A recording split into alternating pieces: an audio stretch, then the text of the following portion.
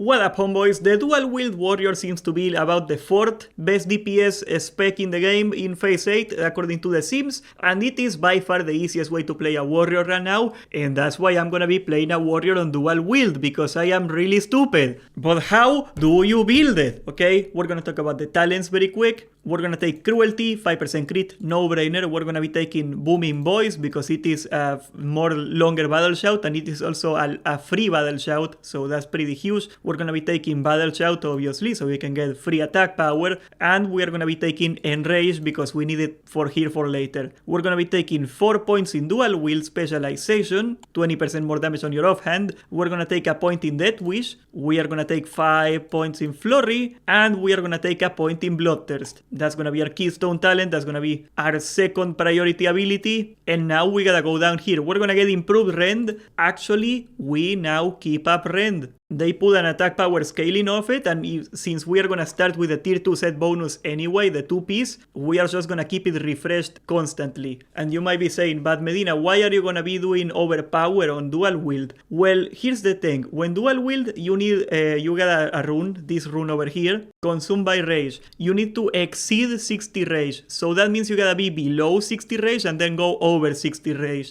And the only reliable way to keep this thing up on you the whole time is actually to change stances, to stance dance. You got so much freaking rage, it is not easy to go below 60 unless you got an execute proc. Very well, then we're gonna be taking 2 points in Heroic Strike very big. We're gonna be taking Tactical Mastery, it's gonna make the overpowering and everything easier. We are not gonna need Anger Management, it's a decent talent, but we don't need it. We're gonna take 3 points in Deep Wounds, we're gonna take 2 points in Overpower for that crit, because we are gonna be overpowering, and we're gonna take all the points in Impale, so our crits hit 20% harder, and we are gonna be taking, right here we gotta take a filler. We're gonna take 1 point in dual wield, and we're gonna be taking, I guess Anger Management is fine, and we still got 1 point. These 3 last points you can take them wherever you want, okay? Like if you prefer Piercing Howl for the utility, you can do it. I'm gonna take a Heroic Strike. There you go. That's gonna be the build. The last 3 points, very optional, very optional. Now for the runes, for the head we're gonna be taking Endless Rage because it is 25% more rage. So we're gonna be rage capping the entire time, and we are gonna get execute procs. So those executes are gonna be like full rage executes every time. That's what makes this rune very good. Even though you're gonna be wasting a lot of rage, you got pretty much infinite rage, and that's the point. For the back, we're gonna be taking Sudden Death, 10% chance to give you an execute proc, and you retain 10 rage after the execute. So you can keep Heroic Strike queued the entire time because you got an offhand feeding you all that rage. You never stop generating rage as a dual wielder, and that's what makes this very easy to play and very strong. And also we take advantage of the infinite rage we got. Every time we get a proc of this, we just blow it and we get a bunch of damage from the executes, and we can dump to below 60 rage so we can proc the enrage again. For the chest we're gonna be taking Blood Frenzy because it is 4% attack power scaling on the ticks of rend, which we got a lot of attack power right now. It is the hardest scaling rune. Why are we not going for something like Raging Blow, for example? It is a decent ability, but it takes up a global, and we already got so many globals to fill. We are not gonna be in a shortage of abilities right now. So Blood Frenzy, you just keep rend on the target at all times. This might change once we get the full Scarlet set and we cannot use the tier 2 set bonus anymore. If you already have full Scarlet set, you can move to Raging Blow, but for now we can just keep rend on the target at all times,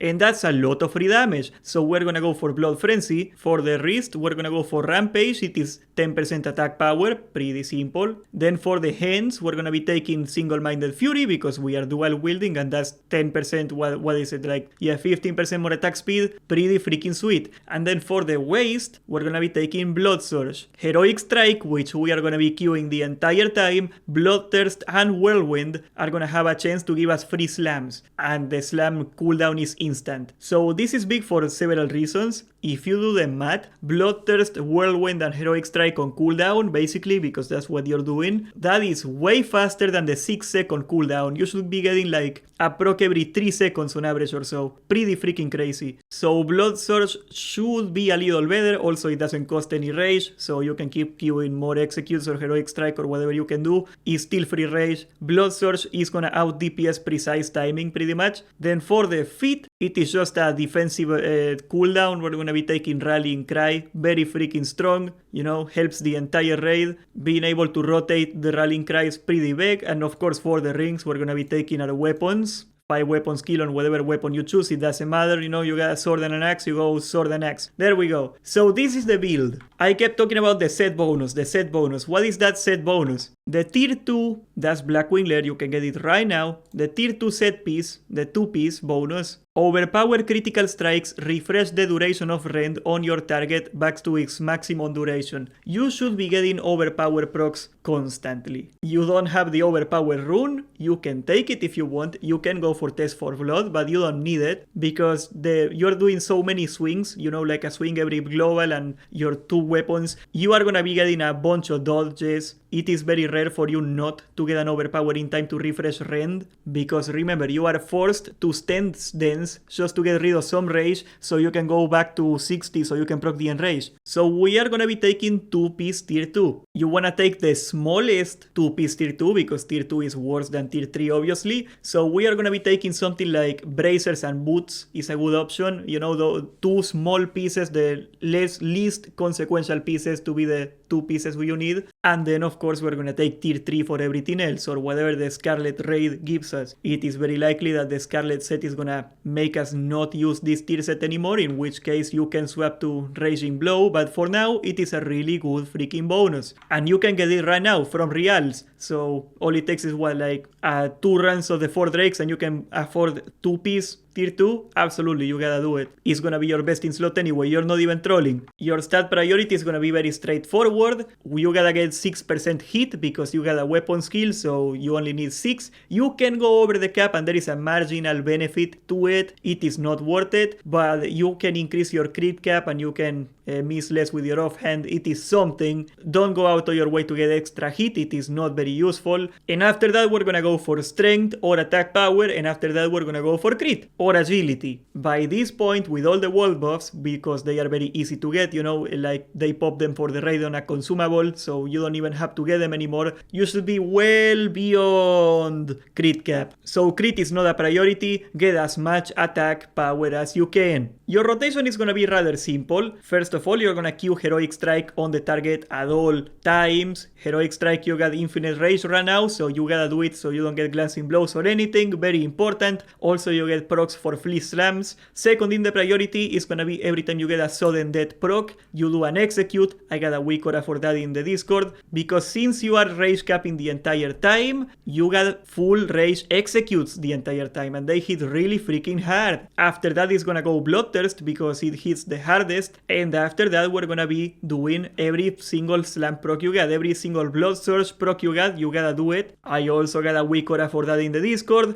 and after that we're gonna be doing Whirlwind. Why don't you do Whirlwind before slam? Because you hit with both weapons and it should hit harder. Yes, it does hit harder, but you're wasting procs, because if you get a slam proc and you Whirlwind instead of doing slam, you can get a proc again, and that's a waste of a proc. Don't want to waste that proc, so that's why you do slam first. But now a consideration you should have is that you gotta refresh that rend, and the most efficient way to do it is going to battle stance and doing an overpower, because your set bonus is gonna refresh the rend, and you need to drop down below 60 rage anyway because of consumed by rage. You need to be below 60 rage and go over 60 rage to procure enrage so your whirlwind can hit harder. You still gotta go to battle stance every so often to drop rage artificially so you can proc this, and you might as well get an overpower when you do it. Overpower is a guaranteed crit, so that's gonna be always really good. This little macro should give you an overpower instantly when you swap to battle stance. It just swaps you into battle stance and that's overpower for you. You can also do this macro for berserker stance on your whirlwind or something, so you can just swap without having an extra button,